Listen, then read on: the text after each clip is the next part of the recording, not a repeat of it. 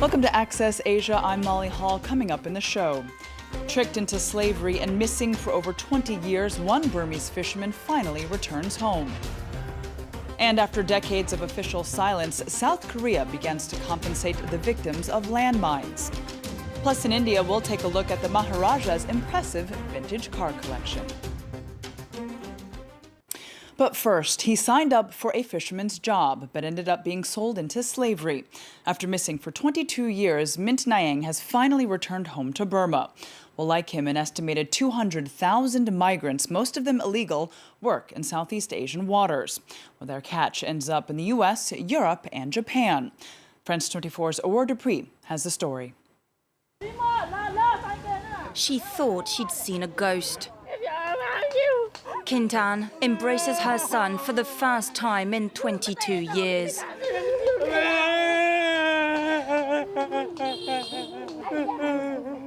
Mint Nyang went missing when he was 18, tricked into slavery on a Thai fishing boat. As they return home with his sister, emotions are too strong to bear.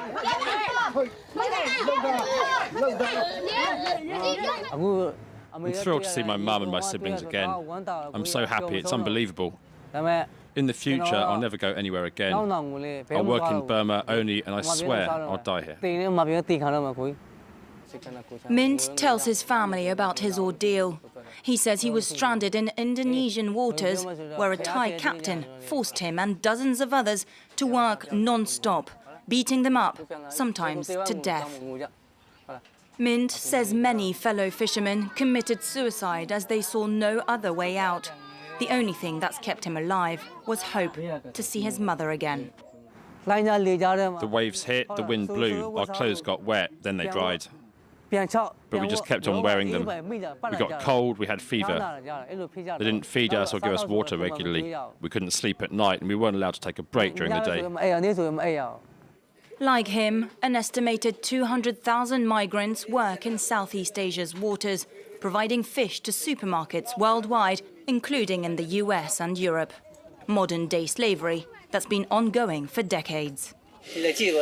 One day I saw the captain coming out from the boat, so I threw myself to the floor, kneeled and begged him to let me go home. I said I didn't want any money, I just wanted to go back home. Then the guys from the port chained my hands and put me out in the rain. Mint escaped thanks to the help of foreign journalists. At 40 years old, he now has to adapt to his new life in Burma. During his captivity, his country started moving away from dictatorship towards democracy. Mint has a lot to catch up on. After 2 decades away, his top priority, to spend some quality time with his family. Well, now, it's been 65 years since the start of the Korean War. The 3-year conflict left some 5 million soldiers and civilians dead.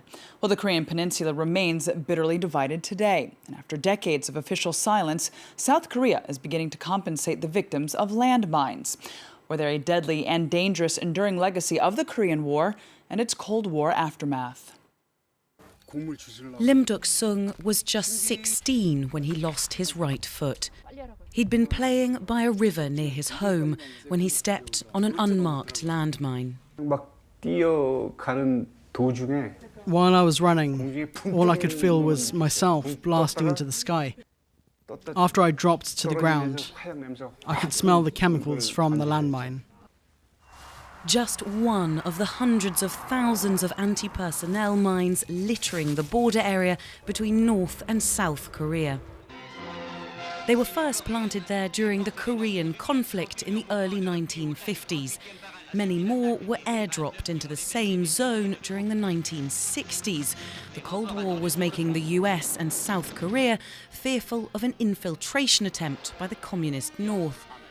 By the end of the decade, villages near the border were reopened and former residents returned, but only once they'd signed a waiver clearing the military of any responsibility for accidents that might happen in the area. And these accidents keep on happening. Over the years, mudslides and heavy rains have shifted unexploded mines from their demarcated positions. The victims tend to be local farmers and their families who can ill afford the medical treatment. Lim had to have more than one operation. These left him with nothing below the knee and his family bankrupt. That was 37 years ago, but Lim still suffers from depression. Now, 65 years after the start of the Korean conflict, South Korea's government has passed a law offering financial compensation for people like Lim. Too late, says one lawmaker, for a country that's donated millions of dollars over the last 20 years to help landmine victims in other countries. We were able to pass the law because of international support from the UN, which pointed out that our own citizens hadn't been compensated all these years. South Korea stopped laying new mines in 2000, but, along with the US, refuses to sign the Ottawa Treaty, which would ban their use. Traditionally in China, aging parents live with their children, but those traditions, well, they're breaking down due to changing lifestyles and the consequences of the one-child policy. Well, China now faces a major challenge: how to take care of a rapidly aging population. Elderly people who've lost their one and only child now find themselves alone. Pierre-Philippe Berson and Rachel Rubel report. Mr. Sun has lived alone for years. He's divorced from his wife and lost his son Yinmin at the age of 20 to cancer in 2002. Mr. Sun has no other son. Yinmin was his only child. My kid is dead, and I know I won't have any descendants. Mr. Sun used to work as a railway worker, but now he's retired. He earns a monthly pension of 360 euros. It's a small income in China where medical care is very basic, and seeing the doctor is still very expensive for lower-class people like Mr. Sun. I had to pay for my son's hospital stay. I sold my house, and when he died, I became homeless, before having enough money to find this apartment. Now I suffer from skin disease, and I cannot afford the treatments. I have no child or relatives to help me. Mr. Sun relied on his son to take care of him in his later years. Now he lives alone, and he is angry with authorities.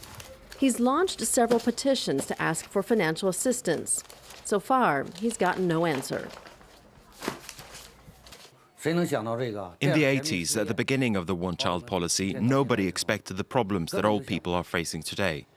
At that time, the government said, "Don't worry, we will help you in your old days." It's not true. Nobody is helping us.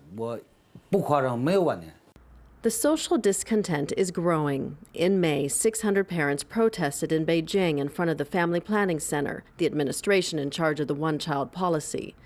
All of them have lost a son or a daughter. They want help from authorities. Since that measure was implemented in 1979, 10 million families have lost their only child. Among them, Mr. and Mrs. Chen. Their son died during an earthquake 7 years ago. We wanted to have another child. We went to several hospitals. We met many doctors. But finally, it didn't work out. I was too old to get pregnant again. Today, their worker pension is not enough to make ends meet. They're almost 60 years old, and they have to go to work again in this street restaurant in Chengdu in central China. When he was alive, my son used to tell me, "Don't worry, Mama. I'll help you with Daddy. It'll be my turn to give you some money."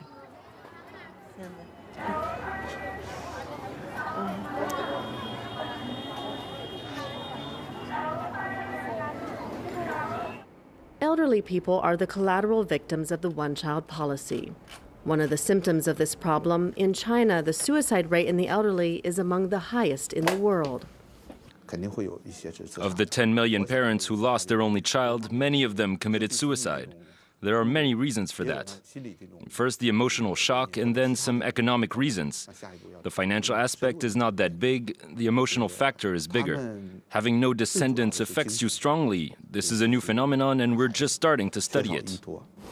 The Chinese population is getting older very fast. By 2050, China will have 473 million senior citizens, 1/3 of its total population. Well, finally, India's Maharajas are no strangers to luxury, and many have a passion for car collecting. Well, vintage cars, even those that are in bad shape, well, they're considered part of the royal heritage. Take a look. Udaipur, one of the most romantic spots in India. Maharajas from the Mewar dynasty have been living here for the past 500 years. And from one generation to the next, Maharaja's passion is to collect vintage cars. We're going to Garden Hotel, see some cars and come back. No, I don't want to. Okay. For Arvind Singh Mewar, vintage cars, even those that are in a bad shape, are part of the royal heritage. It's a 1939 Cadillac. It came as part of my mother's wedding dowry. From time to time, the Maharaja takes a ride, showing off his favorite car across what used to be his ancestors' land. This is Lake Pichola, and at the middle of the lake is the Lake Palace Hotel. The five-star floating palace no longer belongs to the Mewar family. But Arvind Singh says that even in difficult economic times, he'll never sell his car collection, which he considers the gem of the kingdom. He's decided to turn his garage into a car museum, charging tourists €4 a visit. This is a Rolls Royce which my father used for transporting his cricket team. Indians are passionate about cars, despite rough roads and bad traffic. Younger generations, however, are more keen on racing cars. And these businessmen from Mumbai are proud to display their brand new toys. An expensive hobby that many people can't afford, but that's perhaps something everyone here dreams about. Well, that's it for this edition. Thank you for joining us. I'll see you again next time on Access Asia.